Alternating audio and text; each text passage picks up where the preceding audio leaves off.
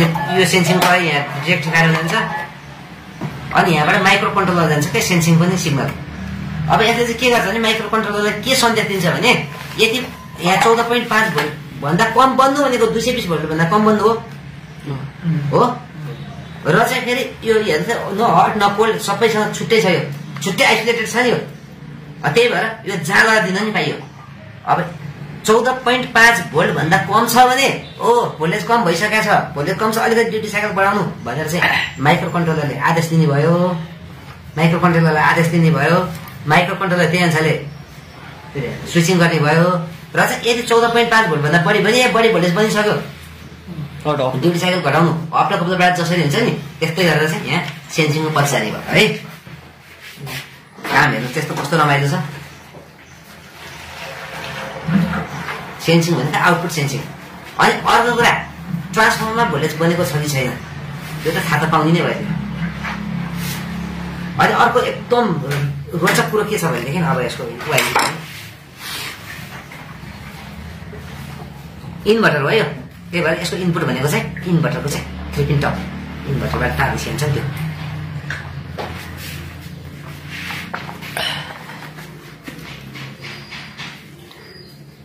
Input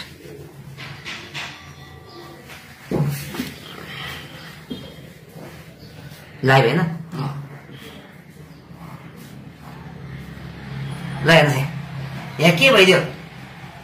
हेर्नु त ल्याएर सिधै आउटपुटमा जोडिदिएछ। हामीले स्क्वायरमा त आउटपुटमा त के गरिरहेको थियो रिलेबाट स्विचिङ गराएको थियो नि तर यहाँ छैन हेर्नुहोस् है सिधै आउटपुट आएको छ। किन थाहा छ चाहे लाइन आउँदा होस् चाहे लाइन जाँदा होस्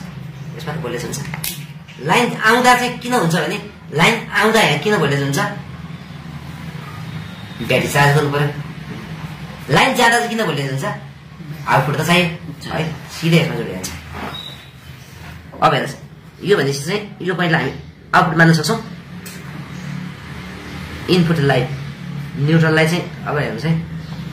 यसो गर्छु नि मलाई अलिकति सजिलो भइसक्यो न्युट्रल यता चाहिँ लाइभ राखिदिन्छु ल यो भए सजिलो हुन्छ ल ल न्युट्रल गर्ने एउटा लाइभ गर्ने एकै ठाउँ न्युट्रल जति है लाइभ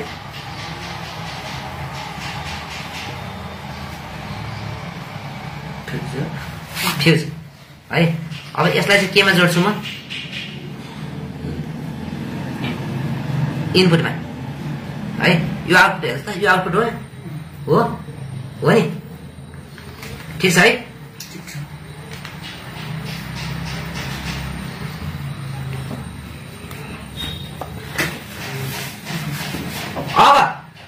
अब जुन बेला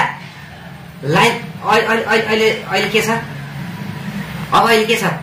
अब अहिले बत्ती गएको छ इन्भर्टर अन छ बत्ती गएको छ अन छ। अब यो बेलामा यहाँनिर भएको रिले के हुने अन हुने कि अफ हुने बत्ती गएको छ इन्भर्टर अन छ भने रिले पनि त अन हुन्छ। रिले अन हुन्छ भने त्यो टाइममा चाहिँ यो दुईवटा आपसमा इनपुट र आउटपुट यो दुईवटा चाहिँ आपसमा जोडिया हुन्छ कि हुँदैन इनपुट आउटपुट जोडिया इनपुट आउटपुट जोडिया हेर्छ न हामीले चाहिँ के गरेका छौँ भने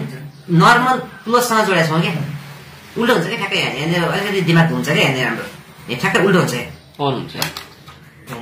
बत्ती गएको छ इन्भर्टर अन छ भने यो दुईटा आपसमा के हुन्छ छुट्टिन्छ छुट्टिनु पर्यो पनि हेर्नु न यहाँ भोल्टेज बन्यो हेर्नु त न्युट्रल लाइभ यहाँ बन्यो यो जोड्यो भने त हेर्नु त ओपन भयो घरमै फैलिएन सबतिर हुनु भएन नि बत्ती गएको छ इन्भर्टर अन छ भने यो रिले अन हुन्छ अनि बाइक त्यस कारण यो आपसमा अफ हुन्छ अनि त्यसमा यो उठेर पाउँदैन होइन। अब अरू कन्डिसन आयो अब बत्ती आयो बत्ती आएपछि के हुनु पर्यो बत्ती आयो भनेपछि यो के हुन्छ यो रिले अफ हुन्छ रिले अफ भएपछि यो आपसमा जोडिन्छ है त। अब हेर्छ इनपुटको लाइभ हो आयो जोड्यो यहाँ कुरो बुझ्नुभयो कसरी चेन्ज ओभर भइरहेछ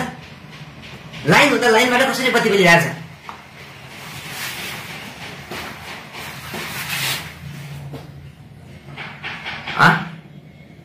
रिलेको कमाल भनेको चाहिँ लाइन आउँदाखेरि डाइरेक्ट पठाउने नआउँदाखेरि डिस्कनेक्ट गरेर इन्भर्टर गर्दा हो अब हेर्नुहोस् है अब यहाँनिर त कहीँबाट चाहिँ बोर्डमा चाहिँ लाइनको चाहिँ के आएको छ हेर्नु न इनपुट यहाँ आएको छ हेर्नुहोस् है कहीँ राख्ने रिलेको कहिले मात्रै राख लाइन आएको नआएको यसलाई कसरी थाहा हुन्छ त्यो माथि ट्रान्सफर यो हेर्नुहोस् है यो न्युट्रल यहाँ भइहाल्यो सक्यो यहाँ है म तार ल्याउँदैन अरे अब एमएपी मेन्स फ्युज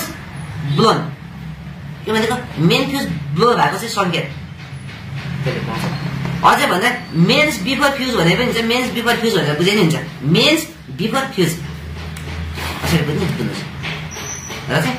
अझै बुझ्ने भने डाइरेक्ट फ्युज हुन अगाडिबाटै आउँछ सिधा कुरा ल लाइन आउने बित्तिकै यसमा आउने भयो नि यसमा आउने बित्तिकै यो ट्रान्सफर्मर आउँछ क्या यो ट्रान्सफर्मर जोडिएको छ अनि यहाँ भोल्टेज बन्छ भोल्टेज बनेर चाहिँ यसले चाहिँ के गर्छ माइक उसलाई दिन्छ के माइक्रो कन्ट्रोलरले सिग्नल दिन्छ अनि लाइनहरू थापाउँछ अनि कारबाही अगाडि बढाउँछ है अब हेर्नुहोस् अब एउटा कन्डिसन हुनसक्छ अहिले के भइरहेछ बत्ती आइरहेछ ब्याट्री पनि चार्ज भइरहेछ अथवा चाहिँ फुल भइसक्यो जेसुकै होस् बत्ती आइरहेछ यहाँ आउटपुटमा चाहिँ कहाँको आइरहेछ यो लगाइरहेछ फ्युज हुँदै यहाँबाट जोड्दै यहाँ आइरहेछ होइन त अब सपोज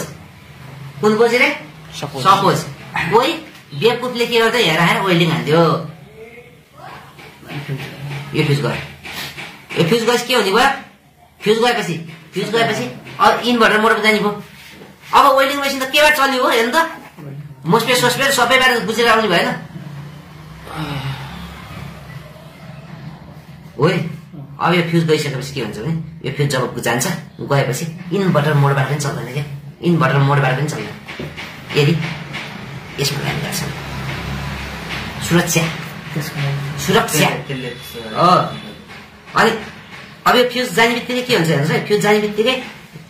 कहाँबाट चेन्ज गर्छ नि यो फ्युज गयो है फ्युज जाने बित्तिकै यसमा चाहिँ एमएफीमा आछ यसमा आएको छैन यो ट्रान्सफर्मर आएको छैन हेर्न यो फ्युज जाने बित्तिकै त यो ट्रान्सफर्मर आउँदैन नि नआउने बित्तिकै यो सेन्सिङ हराउँछ सेन्सिङमा त पोइन्ट छैन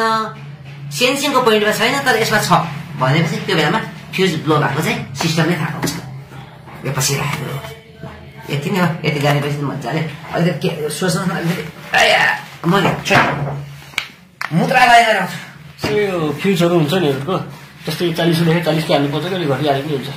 40 पाइहाल्छ नि सेमी हाल्नु पर्यो अलिअलि 38 35 जस्तो पाइहाल्छ है